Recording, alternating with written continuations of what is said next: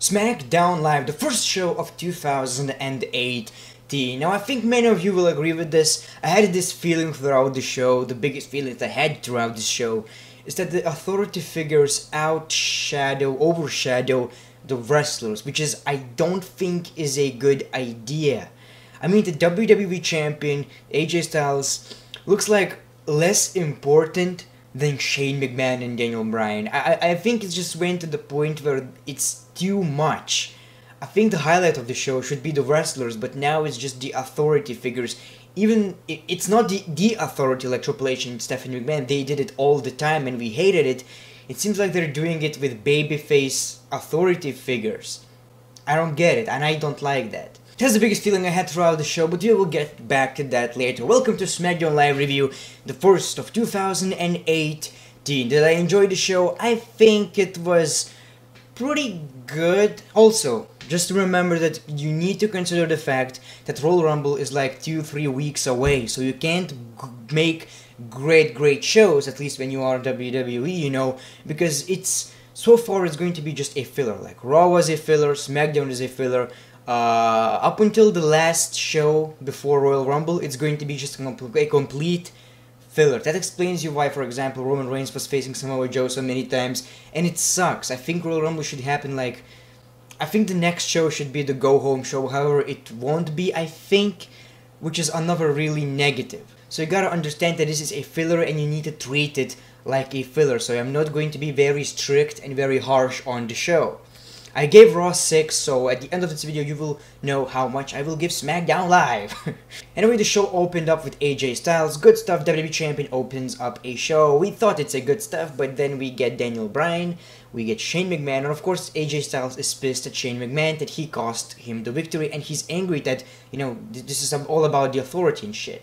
Of course, Shane McMahon apologizes, and then we have again this argument between Daniel Bryan and Shane McMahon. Shane McMahon pretty much asks Daniel Bryan, this is the biggest point of this promo, are you turning it to a yep movement, pretty much meaning that he's siding with Kevin Owens and Sami Zayn. We'll get back to that later. However, I don't think this promo did anything. I was just watching, okay, well, what's the fucking point? Did you announce anything? Was it even really necessary? It's pretty much anything that can be done in a backstage segment, in a 1-minute backstage segment, and they just wasted time. Another thing I want to point out, the referees today were like fucking dumb. These are the dumbest referees I've ever seen, and of course in kayfabe wise it's all scripted, but we got the tag team championships, SmackDown tag team championships between the Usos, the champions, versus the challengers, American Alpha 2.0, Chad Gable and Shelton Benjamin. I love Shelton Benjamin, by the way. Chad Gable is also very talented. The Usos are the best tag team in the WWE right now. The match was alright. The match was good. I enjoyed it. It was fast-paced. That's what you expect from these kind of talents, because I think every talent in this match is very talented. These are the great wrestlers. It was pretty much a clusterfuck at the end of it, and non-in-ring, like non-active competitor, but that was not tagged, pinned another competitor that is not tagged. So it doesn't really count, and the referees were like, you got another referee saying that, you know, you fucked up, and they showed replay, which I don't understand. So sometimes in the WWE you don't show any replays, you have a bunch of referees disagreeing with each other, but there is no replays because it's good for the storyline. It was supposed to be like that, so heel guy looks, you know, bad. However, in these kind of situations, it seems like there's no problem. There's no problem, you're just going to show a replay. I think this happened back in Extreme Rules, I think, where there was Jack Swagger versus Alberto Del Rio World Championship match. They did it as well, and all of the people were like, why are you not doing that? Why were you not doing that for like the past 30, 50, 40, 20 years? You know? Why all of a sudden you're doing that? I don't get it, but either way, it happened, and we got the match restarted, and of course, Usos win the championships, which I don't know what was the real purpose of that. I do believe, like, if I would be an authority figure and I would book the matches, whatever, if I would be the storyline writer, I would think they did it because they want to see the reaction that these guys, the American Alpha 2.0, are getting. They want to see if people would like that or not, and they pretty much got the result. People were kinda into it, kinda not. I'm not quite sure. I was honestly, I didn't think it's going to be restarted. I thought like, okay, I'm not really into the tag team. I don't like their gimmick or whatever they are. I just love their in-ring competition. Even they are in the ring, I love it. As far as the pairing, I just don't get it because I will always see it as American Alpha 2.0. It's too similar, you know? But it is what it is, and if they're going to win the tag team championships, I will not be that mad. I do believe it's going to be like at Royal Rumble pre-show or some shit, which I wouldn't mind, yeah. Although they do deserve to be on the main show.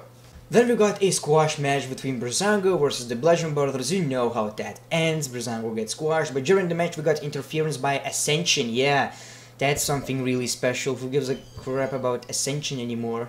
Not a lot of people.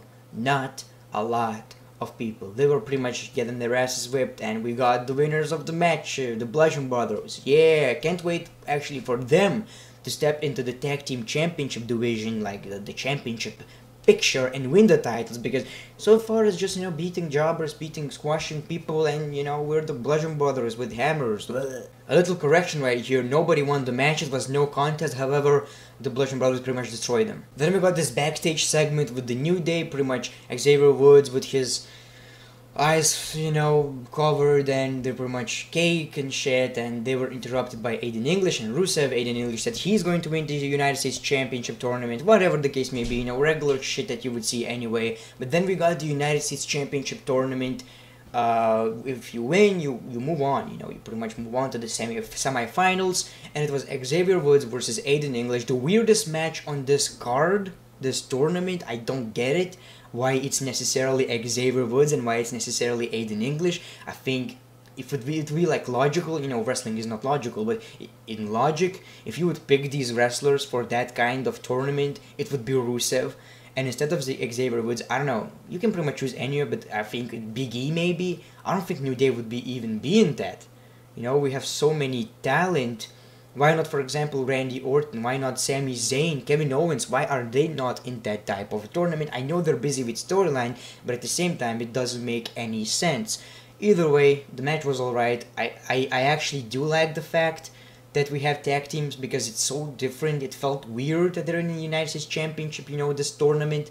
I just don't think it's logical, but I enjoyed it. I just think they should have earned it, you know, in kayfabe. But I enjoyed it, and it seems like Xavier Woods' new finisher, I don't know if he was using that for a while. I think Shining Wizard was his no, it was In the Woods and Shining Wizard. I'm not quite sure. But now his another finisher, I guess, is Springboard elbow drop. Diving elbow, springboard diving elbow, and it looked actually good. I hope it's his new finisher because it suited him pretty well. I don't know why, I actually enjoyed it. And I gotta say, before the match we got Rusev actually singing for Aiden English because it was Aiden English's match, and he pretty much said, "You're going to win the United States Championship on the Rusev Day," something like that. It was a song. I enjoyed that. They're over. But Xavier Woods won the match, which is, you know, makes sense. He's stronger competitor than Aiden English, which Aiden English looked pretty good as well. He's not booked as a jobber, you know, anymore, which I do appreciate because he's so entertaining. Then we got Natalya, Carmela, and Tamina versus the Riot Squad. Logan drops a kick, whatever the finisher is, knee. I'm not quite sure. I don't get this finisher. And she won the match. The Riot Squad won the match over Tamina and all the other women. Ruby, you know, picking up the microphone. By the way, the theme song, you need to change the theme song. It sounds so bad. It's like a babyface theme song. You need to change that. She picks up the microphone. We're the baddest. We're entering the Royal Rumble. I mean, who didn't knew that? Yeah, we're going to get the face-off between the Riot Squad and the Rampage. Wow, don't do that. It's so silly. It's so freaking silly. Either way, doesn't matter. And then we got interference by Charlotte. Pretty much, I'm the queen, I'm the best. And she said, like, we want to kick your ass. There we go, Naomi coming out, you know. We got this weird Charlotte dance, which I did not appreciate. Don't do that again. And they pretty much showed who's coming back, and it's Becky Lynch, the first SmackDown Women's Champion, which was a pretty good moment. They kicked their asses, and it's pretty much a setup for Royal Rumble that everybody's going to win. Yeah, I'm gonna win, you're gonna win, we're gonna win. I don't think there's actually 30 women on the roster, so we're either going to get some NXT stuff, some from the Classic we had for the women, the tournament, or Mae Young, or we're going to have some legends as well, like Lita, Trish Stratus, something we will have. Because I don't think there's 30 women. Even if there is, I think that we should have something. And then we got a non-title match between the WWE Champion AJ Styles and Sami Zayn. We got in the corner Kevin Owens. We got in the corner Daniel Bryan. We got in the corner Shane McMahon. You know, every week ends the same way. Something weird happens with a weird coincidence, and then the guy gets blamed because he did something wrong. It's every time the same crap. Was it bad? Not necessarily, but I think you should kinda switch it up a bit, because I'm really getting tired of the storyline, by the way. Either way, the match was good. The Blue Thunder Bomb looked amazing on AJ Styles. He sold it pretty well. I think that the match ended, of course. There was this moment, by the way. There was this moment where referee kinda got pushed, went out of the ring, and AJ Styles was, you know, with a roll up 1, 2, 3, 4, 5, 6, 7, 8, 9, 10. But Kevin Owens was distracting the referee outside of the ring. When the referee came back, 1, 2, he kicks out. You know, regular shit that you see on wrestling every day. AJ Styles gets mad. Shane McMahon ejects Kevin Owens and says that you need to get out of here. And Daniel Bryan is like, if Kevin is going away, Shane, you're going away as well, which sounds so heelish. I don't get it. And because of all this distraction, Sami Zayn, you know, bam, his finisher, Kazuva kick, Bubula kick. I forgot that. Helluva kick. Yeah, Helluva kick to AJ Styles. 1, 2, 3, pins the WWE Champion. Pins the WWE Champion. And then AJ Styles picks up the microphone and says, Daniel Bryan, I don't get what the fuck are you doing, whose side you are on, but I can even face both of them right now. Something like that. And Daniel Bryan did this kind of as well, a heelish thing. Then it is, guys. A handicap match for the WWE Championship at the Royal Rumble. 2-on-1, AJ Styles versus Sami Zayn and Kevin Owens. Handicap match for the WWE Championship. How does that work? I want to know how the fuck does work if Sami Zayn and Kevin Owens wins the match. So who's the champion? Who pins it, or both are WWE Champion? That doesn't sound very... I don't get it. I think if we would know who's winning the Royal Rumble, we would know the result of pretty much every match. But they're not going to win it anyway. AJ Styles is going to retain. We're also going to have some special referees or something. These guys are still going to be involved, Shane and Daniel. Now, Daniel Bryan is acting a little bit heelish, Shane McMahon as well. So, is this leading to a match at WrestleMania between those two or not? I don't know. Dave Meltzer said he's not cleared. So if this is just a big waste of time, then fuck you, WWE. Why are you wasting our time? I don't know. This storyline is just has no purpose if you're not making Daniel Bryan wrestle, really. Either way, the show had so many minus bad things. However, I still think as a filler it was nice. It flew pretty quickly.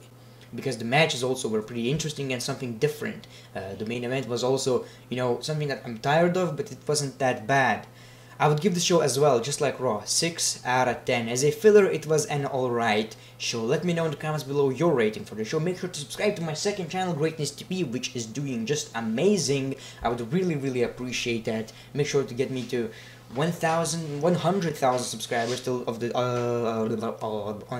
until 2019. Make sure to like this video, make sure to leave a comment, I said that. Follow me on Twitter and Instagram, the real links are in description below. The way you want, peace, love and hugs, it's been a pleasure.